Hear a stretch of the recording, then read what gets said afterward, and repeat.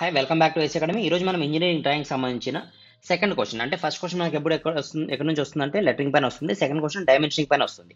So ప్రతి పేపర్లో కూడా దీనిపైన అయితే కన్ఫర్మ్ ఒక క్వశ్చన్ మనకు సెకండ్ క్వశ్చన్ కాబట్టి ఈ కాన్సెప్ట్ మనం క్లియర్గా నేర్చుకుందాం. సో డైమెన్షనింగ్ అనే టాపిక్ చూస్తే కనుక ఈ టాపిక్లో మనకు 2 మోడల్స్ అయితే ఉంటాయి, అంటే 2 కేసెస్ ఉంటాయి మనం నేర్చుకోవాల్సినది. ఒకటి ఏంటంటే కనుక యూనిడైరెక్షనల్ సిస్టమ్ అనే కాన్సెప్ట్ ఒకటి, తర్వాత అలైన్డ్ సిస్టమ్ అనే కాన్సెప్ట్ ఒకటి. యూనిడైరెక్షన్ అలైన్డ్ సిస్టమ్ అంటే ఏం లేదు, సింపుల్ చెప్పాలంటే ఆన్లైన్ సిస్టమ్ అని. అంటే మనం మెజర్మెంట్ లైన్ పైన రాసాం అనుకోండి, దాన్ని మనం ఏమంటామంటే అలైన్డ్ సిస్టమ్ అంటాం. అలా కాకుండా లైన్ మధ్యలో రాసాం అనుకోండి, దాన్ని మనం ఏమంటామంటే యూనిడైరెక్షనల్ సిస్టమ్ అంటాం. సరే, ఈ క్లాసిఫికేషన్ ఇక్కడతో ఆగిపోతుందా అంటే లేదు, ఇక్కడతో ఆగదు. యాక్చువల్గా చెప్పాలంటే మరి సబ్ డివైడ్ అంటే ఒకటి సిరీస్ సిస్టమ్ అని, తర్వాత ప్యారలల్ సిస్టమ్ అని. అదే విధంగా ఇక్కడ కూడా సిరీస్ సిస్టమ్ అని, ప్యారలల్ సిస్టమ్ అని. అంటే మనం 4 క్లాసిఫికేషన్ కింద చెప్పొచ్చు. యూనిడైరెక్షనల్ సిస్టమ్ సిరీస్లో, unidirectional system parallel, aligned system సిరీస్లో, అలైన్డ్ సిస్టమ్ ప్యారలల్. సరే సిరీస్ సిస్టమ్ అంటే ఏంటి, ప్యారలల్ సిస్టమ్ అంటే ఏంటంటే ఫర్ ఎగ్జాంపుల్ మనం 2 డైమెన్షన్స్ ఇచ్చినాడు మనకు, దాన్ని మనము యూనిడైరెక్షనల్లో ఎక్స్ వాల్యూ, తర్వాత దీన్ని ఇట్లా వై వాల్యూ రాసినాం అనుకోండి, దీన్ని ఏమంటామంటే మనం పక్కన ఉంది కాబట్టి దీన్ని ఏమంటాం మనం సిరీస్ సిస్టమ్ అంటాం. ఇలా కాకోకుండా ఎక్స్ డైమెన్షన్ ఇలా రాసిన తర్వాత కొంచెం గ్యాప్ ఇచ్చి వై డైమెన్షన్ రాసినాం అనుకోండి, దీన్ని మనం ఏమంటాం ప్యారలల్ సిస్టమ్ అంటాం. ఇది సిరీస్ సిస్టమ్, ఇది ప్యారలల్ సిస్టమ్. అదే విధంగా మనం కనుక అలైన్డ్ సిస్టంలో చూసినా కూడా దీని పక్కనే మెజర్మెంట్ రాసినాము కానీ లైన్ పైన రాస్తున్నాం, దీన్ని ఏమంటాం మనం అలైన్డ్ సిరీస్ సిస్టమ్ అంటాం. అలా కాకోకుండా మనం కొంచెం గ్యాప్ ఇచ్చి రాసినాం అనుకోండి, లైన్ పైనే రాస్తున్నాము కానీ కొంచెం గ్యాప్ ఇచ్చి రాస్తున్నాం, first dimension line, second dimension line. అది ఎంత ఇస్తాం సార్ అంటే 10 mm ఇస్తాం. ఎగ్జాక్ట్గా చెప్పాలంటే కనుక ఫస్ట్ 10 mm, సెకండ్ లైన్ నుంచి 8 mm వస్తుంది. అది మనం క్వశ్చన్ తీసుకున్నప్పుడు మీకు డీటెయిల్గా అర్థమవుతుంది. ఫస్ట్ బేసిక్ కాన్సెప్ట్ చూద్దాం. అర్థమైందా? ఇదేంటి అలైన్డ్ సిస్టంలో ఉండే సిరీస్ సిస్టమ్, అలైన్డ్ సిస్టంలో ఉండే ప్యారలల్ సిస్టమ్. క్లియర్ కదా? సరే, ఎగ్జాంపుల్గా క్వశ్చన్ తీసుకున్నాము, దాన్ని సాల్వ్ చేస్తే కనుక అంటే దాన్ని డ్రా చేస్తే మనకి ఎగ్జాక్ట్గా డైమెన్షన్స్ అని అర్థమవుతాయి క్లియర్ కట్గా. ఓకే, ఓకే, మనకున్న 4 కేసెస్లో యూనిడైరెక్షన్లో ప్యారలల్ సిస్టమ్ అయితే డ్రా చేద్దాం. First dimensioning line. సో ఎప్పుడైనా కానీ మనం డైమెన్షనింగ్ లైన్స్ చేస్తానమాట కనుక ఖచ్చితంగా మనకి లైట్గా అయితే కనిపించాలి కాబట్టి మీరు హెచ్ కానీ 2H పెన్సిల్స్ కానీ యూజ్ చేయండి. సరే, దీన్ని మనం ప్యారలల్ సిస్టంలో వేద్దాం. సో ప్యారలల్ సిస్టంలో ఎలా కాబట్టి బేస్ నుంచి స్టార్ట్ చేసుకుందాం. ఫస్ట్ ఈ డైమెన్షన్ ఎంత ఉంది మనకి, ఇక్కడ నుంచి ఇక్కడికి 25 ఉంది. యూనిడైరెక్షనల్ కాబట్టి లైన్ మధ్యలో రాయాలా. సో 25 అనేది ఈ విధంగా అయితే నీట్గా రాసుకున్నాం. యారో మార్క్ని కూడా మీరు యారో మార్క్ ఎలా చేయాలంటే ఇంకా ఈ విధంగానే స్మూత్గా ఉండేది చూడండి. యారో మార్క్ పైన అయితే మనం కంప్లీట్గా మరీ డిస్కస్ చేద్దాం దాని గురించి, టైప్స్ ఆఫ్ యారో మార్క్స్ గురించి. మీరు మాత్రం దీనిపైన ఎక్కువ టైం స్పెండ్ చేద్దండి. జస్ట్ ఒక లైన్ వేసినామా, ఇక్కడ నుంచి ఒక లైన్ వేసి ఇలా క్లోజ్ చేయడం అంతే, అంతకంటే ఎక్కువ వద్దు దానిపైన టైం స్పెండ్ చేయడం. సరే, 25 అయితే రాయడం జరిగింది. తర్వాత మనం ఏం చేయాలి, నెక్స్ట్ డైమెన్షన్ ఏదైతే పైన ఉందో దాని కిందనే రాసేద్దాం. అంటే ఒక సైడే ఉండాలి మనకి ఎప్పుడు డైమెన్షనింగ్ అంతా. సో దాన్ని కూడా కింద రాసేద్దాం, డైమెన్షనింగ్ 40 అని చెప్పి, లెంత్ వచ్చి 40 అని. ఓకేనా, క్లియరా? ఇవి రాసేసాం. తర్వాత నెక్స్ట్ 2 డైమెన్షన్ కూడా, అంటే ఈ లోపల ఏదైతే బ్లాక్ ఉందో దాని హైట్ కానీ కింద గ్యాప్ అయితే మనకి ఈడ మర్చిపోయినాడు, ఇది 5 mm గ్యాప్. సో ఈ గ్యాప్ని మొత్తం అన్ని మనం కిందనే మెన్షన్ చేద్దాం. సో ఎలా మెన్షన్ చేయాలి సార్ కింద అన్నప్పుడు, ఇక్కడ చూడండి ఫస్ట్ మీరు ఎట్లా మెన్షన్ చేస్తారంటే కనుక కన్ఫ్యూజన్ లేకోకుండా ఈ కింద నుంచి ఈ గ్యాప్ ఏదైతే ఉందో ఆ గ్యాప్ వరకు ఒక లైన్ డ్రా చేయండి. తర్వాత ఈ కింద నుంచి పైన వరకన్నా డ్రాప్ చేయొచ్చు, లేదనుకుంటే మీరు ఇది కన్ఫ్యూజన్ అవుతుంది సార్ మనకు అనిపిస్తే ఇంకొక పని చేద్దాం, ఈజీ పని. సో ఇక్కడ నుంచి ఇంతవరకు ఇలా యారో మార్క్ పెట్టుకుందాం.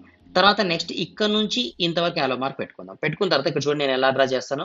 సో వీటికి ఇలా యారో మార్క్స్ ఇద్దాం, ఇక్కడ నుంచి యారో మార్క్స్ ఇట్లా ఇద్దాం. ఇప్పుడు డైమెన్షన్ లైన్ చూడండి, ఫస్ట్ ఇక్కడ ఎంత ఉంది గ్యాప్, 5 mm ఉంది. తర్వాత ఈ హైట్ ఎంత ఉంది, 10 కాబట్టి ఇక్కడ 10 రాసిన. తర్వాత టోటల్ హైట్ ఎంత, 55 ఉంది. ఈ విధంగా రాసుకుంటే వెళ్ళిపోయినాం. ఇప్పుడు నెక్స్ట్ మనం అబ్జర్వ్ చేయాల్సింది ఏమంటే మన dimensioning line, first dimensioning line gap ఎంత ఉండాలంటే 10 mm ఉండాలి మెయిన్ డయాగ్రామ్ నుంచి. తర్వాత సెకండ్ ఎంత ఉండాలంటే 8 mm ఉండాలి. ఆ విధంగా అయితే చూసుకోండి మీరు ఎప్పుడు కూడా. ఓకేనా, క్లియర్ కదా? సరే, ఇవి రెండు అర్థమైనవి.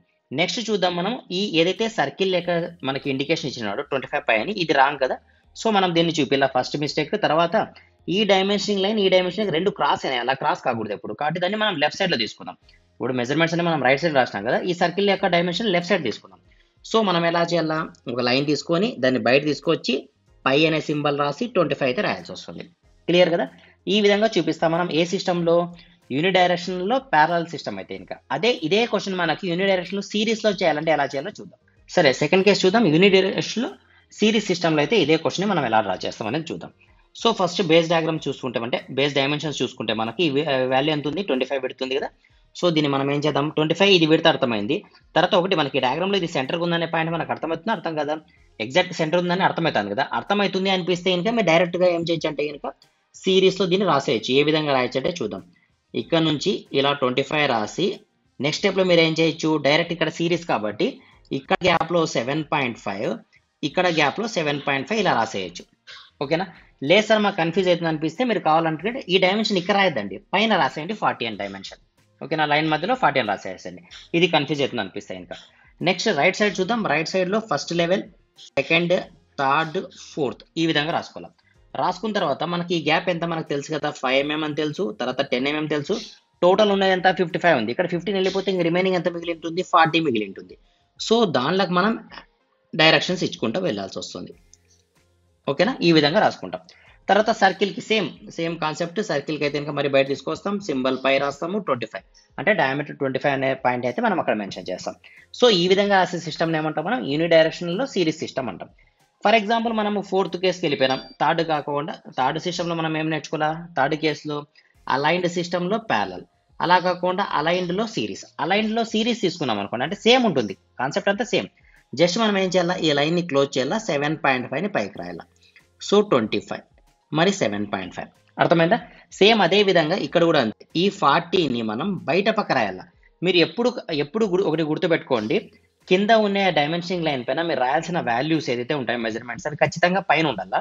ఫర్ ఎగ్జాంపుల్ మీరు డైమెన్షనింగ్ లైన్ పైన రాసినారనుకోండి, అలైన్ సిస్టంలో ఇట్లా రాసిన అనుకోండి, వాల్యూని పైనే రాయాలా. అంటే కింద ఉన్న వాల్యూ పైనే ఉండాలా, పైన డైమెన్షనింగ్ లైన్ ఉన్నా కూడా వాల్యూ పైననే ఉండాలా, కింద మాత్రం రాయకూడదు, గుర్తుపెట్టుకోండి. ఓకేనా? తర్వాత మీరు ఇంకోటి గుర్తుపెట్టుకోవాల్సింది ఏమంటే, రైట్ సైడ్లో వాల్యూస్ ఎప్పుడు రైట్ సైడ్లే ఉండాలి. అదే మీరు డైమెన్షనింగ్ లైన్ ఈ సైడ్ ఇచ్చినారనుకోండి, ఫర్ ఎగ్జాంపుల్ ఇట్లా 40 ఏదో ఉందనుకోండి, ఇక్కడ రాయకూడదు, మీరు 40ని బయటే రాయాలి. అంటే పాయింట్ ఏమి, డైమెన్షనింగ్ లైన్ పైన, డైమెన్షన్ లైన్ పైన, డైమెన్షన్ లైన్ బయట, డైమెన్షన్ లైన్ బయట, ఈ విధంగా ఉండాలి డైమెన్షనింగ్ ఎప్పుడు కూడా. ఓకేనా? ఇప్పుడు నేను థర్డ్ కేసు అయితే చెప్పాల్సిన పని లేదు కదా. అలైన్డ్ సిస్టంలో ప్యారలల్ అంటే దాన్ని మనం ప్యారలల్గా పక్కన రాసుకుంటే పోవచ్చు. సేమ్ ఇదే కాన్సెప్ట్ని, అంటే ఫస్ట్ ఏదైతే రాసామో సేమ్ అదే విధంగా రాసుకుంటూ పోతాం. సో మీకు అది అర్థమైంది కాబట్టి నేను ఇంకా లెంతీగా చేయకూడదు వీడియో అనే ఇంటెన్షన్తో ఇక్కడికి ఆపేస్తాను. సో మీ కాన్సెప్ట్ క్లియర్ అయితే కనుక వేరే క్వశ్చన్ తీసుకొని మీరు ట్రై చేయండి. ఏమైనా ఫర్దర్గా ఏమైనా డౌట్స్ ఉంటే మీరు కామెంట్లో షేర్ చేయండి.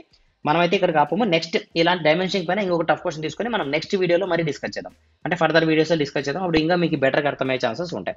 లేదు సార్ మాకు అర్థమైపోయింది, ఈ డైమెన్షనింగ్ లైన్ అర్థమైపోయింది, దీని గురించి అవసరం లేదు, వేరే క్వశ్చన్స్ ఏమైనా చెప్పాలన్నా కూడా మీరు కామెంట్లో షేర్ చేయండి. మనం వేరే మోడల్స్ ఏవైతే ఇంపార్టెంట్ మోడల్స్ ఉంటాయో దాని గురించి కావాలంటే మనం ఫర్దర్ వీడియోస్తో డిస్కస్ చేద్దాం. ఓకే, వీడియో నచ్చిందా? నచ్చితే కనుక లైక్ చేయండి. Thank you.